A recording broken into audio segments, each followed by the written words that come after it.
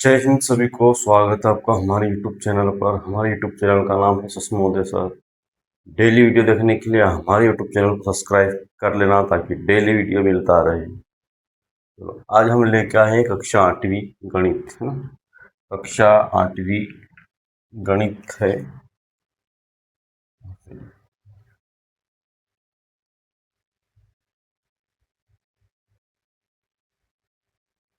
गणित है ना, 8वीं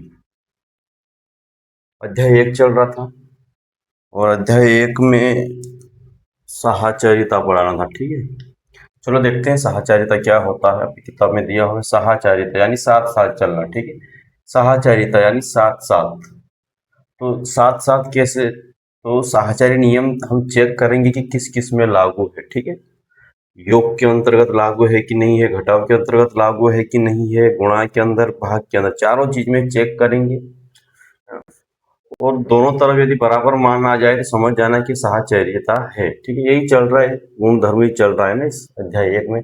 आज खत्म हो जाएगा, फिर दूसरा वीडियो, सॉरी, अध्याय 2 स्टार्ट कर देंगे। ठीक है, आज कोशिश करेंगे पूरा हो जाए।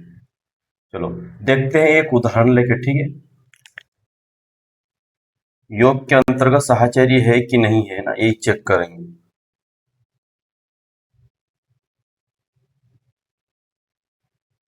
तो सवाल नंबर 1, पेन नहीं चल रही।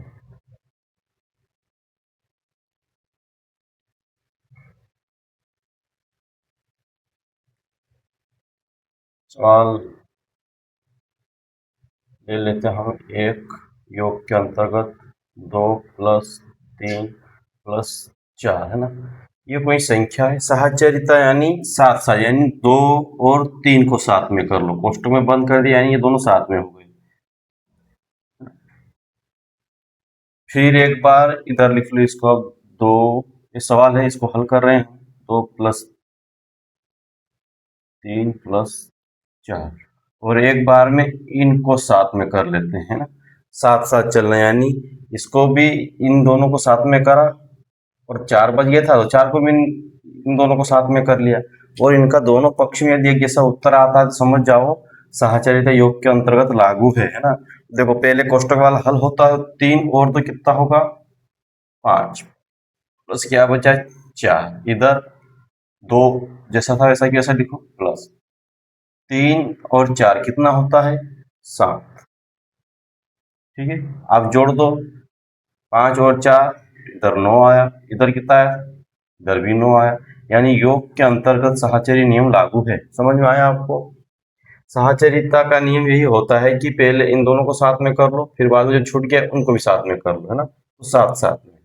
यदि मान लो कोई सवाल ऐसा है 4 + 3 + 1, तो पहले इनको कोष्टक में करो साथ में, फिर बराबर, एक बार और लिख लो इनको, थोड़ा छोटा लिख देता हूँ यहाँ पे, 4 3 1, पहले इनको साथ में लिया, अब एक बच गया तो इनको भी साथ में एक बार लिख, क्या है 4 3 1, तो इनको साथ में लिया है, एक बार इनको साथ में लिया और इनको साथ में लिया, और इन हल करने पे दोनों का मान यदि बराबर आता है तो समझ जाओ योग के अंतर्गत साहचर्य है। ठीक है, तो ऐसा आपको करते जाना।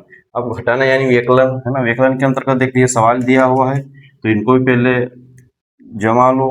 जैसे बराबर का चिन्ह लगाया, क्या है 7 - 4 - 2, ये सवाल है ना। पहले इनको साथ में करा, कोष्टक लगाना मतलब साथ में कर लिया। अब 4 और 2 को साथ में कर लेते हैं ना, थोड़ा इनको साथ में कर लेते हैं। पहले 7 और 4 में 7 था, अब इनको कोष्टक में कर लिया।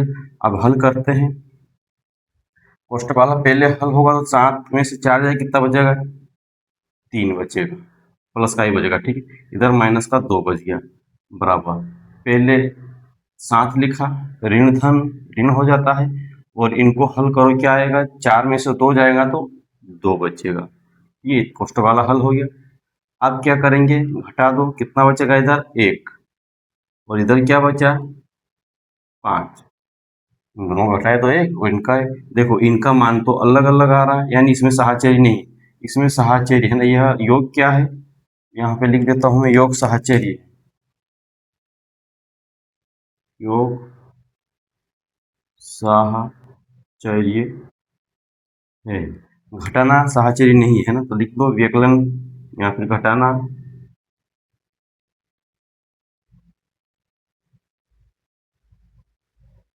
साहचर्य नहीं है। ठीक है, क्योंकि अलग अलग मान आया दोनों का।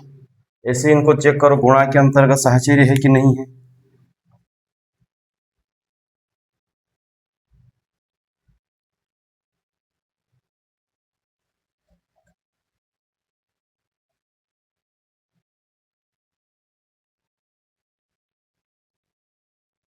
बराबर, ये दोनों साथ में, आप 2 और 7 को पहले लिख लो, 7 गुणा 2 गुणा 5। ठीक है, ये साथ में था, अब इनको साथ में कर लो, 2 और 5 को हो गया साथ में। अब गुणा को पहले कोष्ठक वाला, तो 7 दूना 14 गुणा में 5 है तो 5 लिखो, बराबर इधर क्या है 7 गुणा इनका 10 आएगा, 5 दूना 10। आप 14 5 70, इधर 70 आया, इधर 7 हमें 70, दोनों का मान बराबर आया, यानी गुणा में साहचर्य है ना, गुणा में साहचर्य है। ठीक है, क्योंकि दोनों का मान कैसा आया। ये आपको एक मैंने ABCD यानी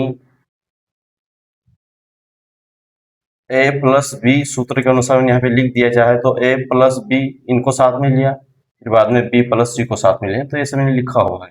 घटाना के अंतर्गत नहीं है ना, साहचर्य नहीं है, तो मैंने यहाँ इस ऐसा कर दिया, मतलब बराबर नहीं है ना। तो ये आप समझ जाना, गुणा में साहचर्य है। अब भाग को चेक करके देख लेते हैं, भाग में क्या दिया है, ये वाला है ना, तो इनको पहले जमा लो, पहले ये कोष्टक में था, अब इनको कोष्टक में कर लो, तो 8 भागित 4 भागित 2। ठीक है, अब भाग करके देखो, इधर भाग है तो भाग में ऐसे लिख लो, 8/4 में लिख लो, फिर भागित 2, ऐसा कैसे इधर लिख लो, 8 बटे में कुछ नहीं तो 1 ले लो। ठीक है, इधर 8 बटे में कुछ नहीं तो 1, फिर ये 4/2। आप क्या करेंगे, संख्या पलट जाती है ना, ये क्या है पलट जाएगी, तो 8/4 जैसा क्या था वैसा कैसा, भागित को गुणा में बदलो, तो 1 ऊपर जाएगा और 2 नीचे आ जाएगा, 1 ऊपर गया और 2 नीचे आया, ऐसा कि ऐसा इधर कर लो, 1 ऊपर जाएगा, अब सॉरी, ये तो पहले जैसा था वैसा कैसा लिख लो, 8/1 जैसा था वैसा कैसा लिखा, भाग्य है तो गुणा में बदलो, 2 ऊपर जाएगा और 4 नीचे, मैंने बता दिया था ना, 2 ऊपर गया 4 नीचे आया, काट दो, 2 एकम 2, 2 चौके 8, फिर 4 से 4 कट जाएगा, 4 एकम 4, 4 एकम 4, इधर 1 आया, इधर 4 एकम 4, तिरछा भी काटो, 4 दूना 8, इधर क्या आया, फिर इधर 2 बच गया, वो इधर भी 2, 2 दूना 4, यानी भाग में साहचर्य नहीं है ना, इधर 1 आया इधर 4 आया, तो साहचर्य नहीं, ये नहीं है साहचर्य। ठीक है, साहचर्य नहीं है, अभी उतार लेना। ठीक है, तो ऐसा कि ऐसा आप परिमेय संख्या में भी चेक करके देख लेना, पूर्णांक में भी चेक करके देख लेना। और एक बात याद रखना, घटाना और भाग आप करते हो, घटाने और भाग में साहचर्य नहीं आता है ना, इसमें नहीं आया और भाग में नहीं आया, ये याद रखना। गुणा और योग में चलता ही आ रहा है कि साहचर्य है। ठीक है, चलो अब अगली किताब में आपको हेडिंग दिया हुआ है शून्य की भूमिका, आपकी किताब में दिया हुआ है, और ये आपके लिए समझ के लिए सही रहेगा। योज्य तत्समक क्या होता है, परिमेय पूर्ण या पूर्णांक कोई सी भी संख्या में शून्य को जोड़ने पर वापस वही संख्या प्राप्त होती है, तो योज्य तत्समक कहते हैं ना। कहने का मतलब है योज्य तत्समक, योज्य यानी जोड़ना होता है, योग होता है, योज्य तत्समक यानी उनको हल करने पे वापस वही संख्या आ जाना। देखो, परिमेय संख्या हो चाहे पूर्ण हो या पूर्णांक हो, उनमें यदि हम 0 जोड़ेंगे तो वापस वही संख्या मिलती। देखो जैसे ये 2, हमने मान लो 2 लिया, और इस दो में हमने 0 जोड़ा, है ना, 0 जोड़ा तो क्या आया, 2 और 0 क्या, 2 ही आएगा, तो वापस वही संख्या मिल रही है ना, वापस क्या है वही संख्या मिली। ऐसा कि ऐसा पूर्णांक यानी माइनस की संख्या भी होती है और धनात्मक भी होती है, तो -5 और +0, यदि हम इनको हल करेंगे तो क्या आएगा, 0 ही आएगा, है ना। आगे देखते हैं, ये परिमेय है, इनमें यदि हम 0 जोड़ेंगे तो वही संख्या आएगी, बटे में कुछ नहीं तो 1 ले लो और 7 एकम 7 हो जाता है और तिरछा गुणा हो जाता है, तो -2 प्लस 7 0 7 शून्य शून्य, इसका तिरछा गुणा बराबर क्या है, -2 बटे 7। तो वही संख्या वापस मिलती है ना, 0 जोड़ने पे वापस हमें क्या मिलेगा, यहाँ पे भी -2 बटे 7। तो 0 को बोलते हैं योज्य तत्समक, ये याद रखना। 0 को क्या बोलते हैं, योज्य तत्समक। क्यों, क्योंकि ये किसी संख्या में जोड़ने पर, पूर्णांक हो, पूर्ण हो या परिमेय हो, उनको जोड़ने पे वही संख्या आ जाती है, तो इसलिए 0 के क्या बोलते हैं, योज्य तत्समक। 0 को क्या बोलेंगे, 0 को योज्य तत्समक कहते हैं ना, आप कहते, ये याद रखना, ठीक है। अगला आपको दिया हुआ गुणात्मक तत्समक, है ना। गुणात्मक तत्समक यानी एक की भूमिका देखते हैं कि एक की क्या भूमिका होती है। तो गुणात्मक तत्समक कौन होता है, एक होता है। गुणात्मक तत्समक कौन होता है, एक होता है। ये क्यों होता है, क्योंकि एक का गुणा किसी भी संख्या में करने पर वापस वही संख्या प्राप्त होती है, गुणात्मक तत्समक कहते हैं ना। हम एक का गुणा किसी भी संख्या में करो, जैसे मैंने 8 में 1 का गुणा करा तो 8 कम 8 वही 8 आया। जिस 4 में मैंने यदि 1 का गुणा करूंगा तो 4 बटे 2 वापस वही आ जाएगा, है ना।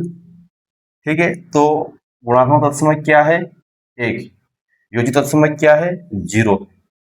क्यों है, क्योंकि जोड़ने पे वापस वही संख्या आती है। योज्य यानी जुड़ना और गुणात्मक यानी गुणा करना। योज्य यानी जोड़ना, गुणात्मक यानी गुणा करना। तो एक का गुणा करने पे वापस वही संख्या आ जाती है, उसको गुणात्मक तत्समक कहते हैं। व्युत्क्रम क्या होता है, उल्टा होता है, यानी इस संख्या में किसका गुणा करे कि वापस एक आ जाए, है ना। गुणा व्युत्क्रम यानी उल्टा, उल्टा। तो इसमें किसका गुणा करें, -18 बटे 8 की वापस हमें एक प्राप्त हो, तो उल्टा कर दो, व्युत्क्रम यानी उल्टा कर दो। उल्टा देखो, ऊपर 8 चला जाएगा, 18 चला जाएगा और नीचे -18 हो जाएगा। यानी इन दोनों, इस -18 में, -18 बटे 18 में किसका गुणा करे कि एक आ जाए, तो हमने इसको ही व्युत्क्रम कर दिया, इनको ही पलटा दिया। 18 ऊपर और माइनस का यहाँ, फिर एक काम करते हैं, एक संख्या हो रही है तो यहाँ पे 15 ले लेते हैं, ठीक है। यहाँ फिर 17 ले लो, लाल से ही लिख देता हूँ, ठीक है। 17, ये 17 है। तो -18 बटे 17 में किसका गुणा करें कि एक आ जाए, तो व्युत्क्रम उसे कहते, व्युत्क्रम कर दो। व्युत्क्रम यानी उल्टा कर दो, तो गुणा करा और 17 ऊपर और नीचे -18। अब इसको काट दो, ये 18 से 18 कट जाता है, ये 17 से 17 कट जाएगा, क्या आया, एक मिला। वही तो हमें लाना था कि इन दोनों में किसका गुणा करके वापस वही संख्या मिले, तो व्युत्क्रम यानी उल्टा होता है, ठीक है। चलो, अब हम आगे देखते हैं प्रश्नावली, ठीक है।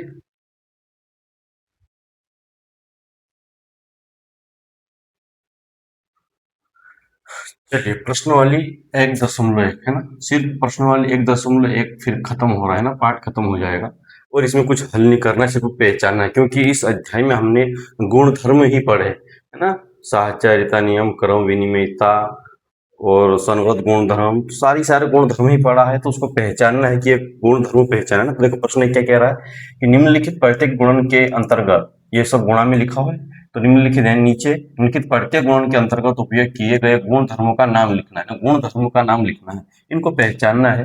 देखो, इसमें क्या है, इसको पहचानते हैं कि -4/5 गुणा 1, यानी ये तो एक का गुणा हो रहा है और वापस हमें क्या, वापस हमें -4 वही संख्या मिल रही है। तो मैंने आपको अभी पढ़ाया है कि एक का गुणा करने पर वापस वही संख्या मिलती है, तो वह क्या होता है, गुणात्मक तत्समक है। क्या है ये, देखो, ये प्रश्न था, फिर इसको ऐसा गुणा करा, एक का गुणा 4/5 में करा, तो क्या आया, वापस -4/5 ही आया ना। देखो, ये हल है, इसको हमने गुणा करा, गुणा करने पे 4 एकम 4 और 5 एकम 5, नीचे कुछ नहीं, तो एक, तो वापस क्या हमें मिल संख्या, वापस हमें यही संख्या यहाँ पे मिली, हल करने पे वापस हमें वही संख्या मिलती है, तो वह क्या होती है, गुणात्मक तत्समक। तो ये क्या है, इसको हल करके लिखते हैं। आपको समझ में आया होगा, मैंने अभी इसको पढ़ाया है कि इसमें एक का गुणा हो रहा है और वापस यही संख्या हमें मिल रही है। तो हल में क्या लिखेंगे, यह गुणात्मक तत्समक है। हमने पहचान लिया कि ये क्या है, गुणात्मक तत्समक है। ठीक है, इसका हल ये हो गया। अब इसको देखते इसमें क्या है। 13, ध्यान से देख रहे हैं, माइनस का 13/17 गुणा माइनस का 2/7 बराबर। आप पहले इनको लिख दिया है और इनको फिर बाद में लिख दिया, ये तो क्रम विनिमयता हो गया। क्रम बदलने पर इन दोनं का मान एक जैसा आता है। मैंने आपको पढ़ाया था क्रम विनिमयता क्या होता है, कि अपने स्थान को बदल देना। तो ये तो क्रम विनिमय, देखो -13/17 के स्थान पे ये यहाँ पे आ गया और ये इसके स्थान पे ये यहाँ पे बैठ गया, तो क्रम बदला कि नहीं बदला। पहले यहाँ पे -13/17 था, लेकिन यहाँ पहले क्या हो गया, माइनस का 2/7। तो ये क्या है, क्रम विनिमयता है। स्थान बदल लिए, इसके स्थान पे ये आ गया और इसके स्थान पे ये आ गया। देखो ये आया कि नहीं आया, तो ये क्या है, क्रम विनिमयता है। ये इसमें कौन सा नियम लागू हो रहा है, हल करके लिखते हैं दूसरे का।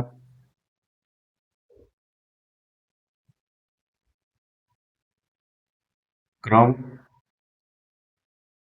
विनिमयता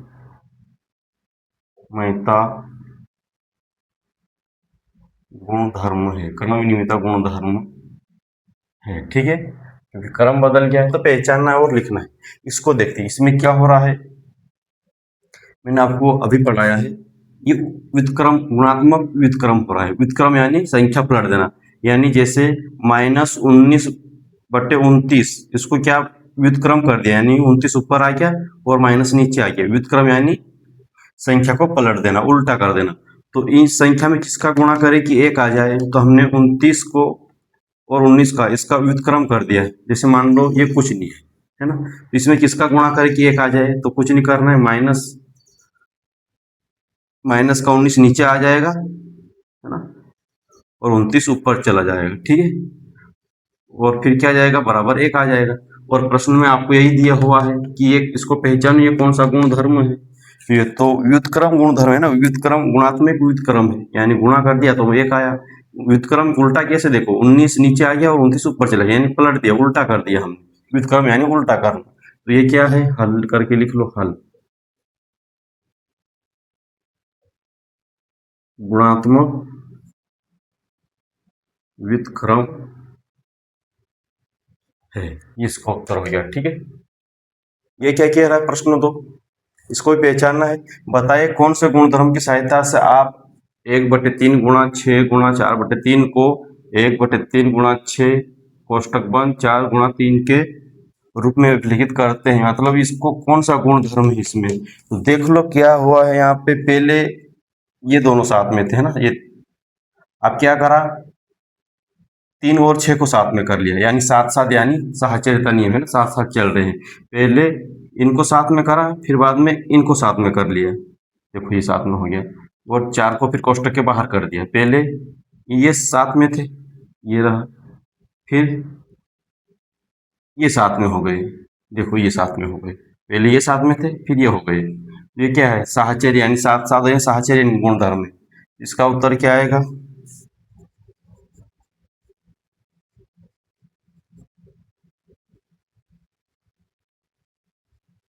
साहचर्यता गुणधर्म है। ठीक है, सिर्फ गुणधर्म पहचानना था। आपका यह अध्याय खत्म होता है, आप अगला चैप्टर पढ़ेंगे। ठीक है।